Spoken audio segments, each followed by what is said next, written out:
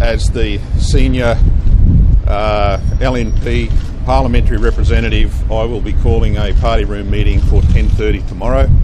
Obviously, the Premier has lost his seat, so I'm the senior, as Deputy Premier, I'm the senior representative of the parliamentary team. I will call that party room meeting at 10:30 tomorrow, so that the LNP party room, the elected members, can elect a new leadership team.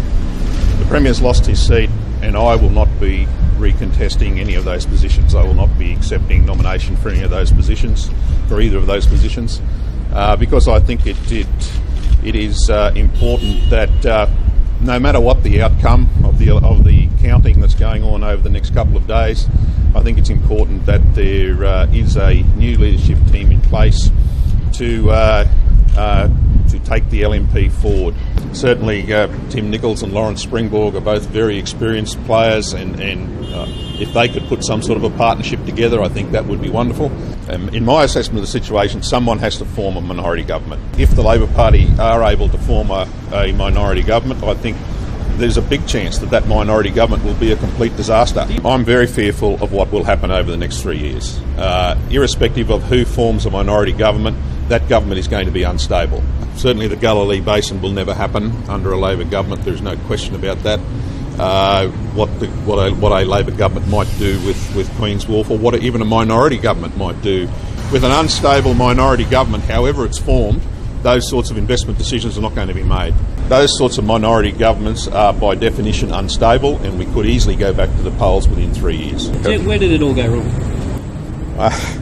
Well, a lot of people will, including me, will reflect on that for a long time. But I think it was something of an experiment to bring a leader from local government into the state government sphere.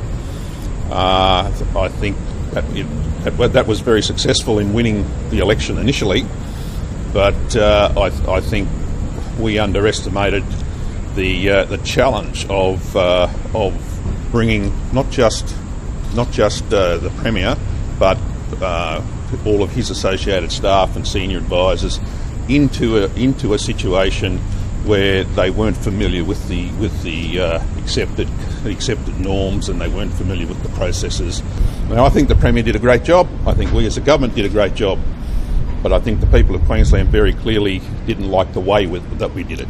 We went to the people of Queensland seeking a mandate for asset leases. We didn't get that mandate, so the question is gone. The question is gone completely. There's no question that the federal issues had a big impact. There's no question that the federal issues leading up to the election campaign had a big impact on the attitude of the electorate. But there's also no question that the number of actions during the campaign took the focus off state issues for a number of days. The knighthood for the Duke of Edinburgh, for example, was just for a campaign strategist, those sorts of things are a nightmare. And how disappointing is it to be here today? Devastating, of course. Of course, it's devastating. 14 years in opposition to get into government, but I will take up the challenge of opposition again, as I have in the past.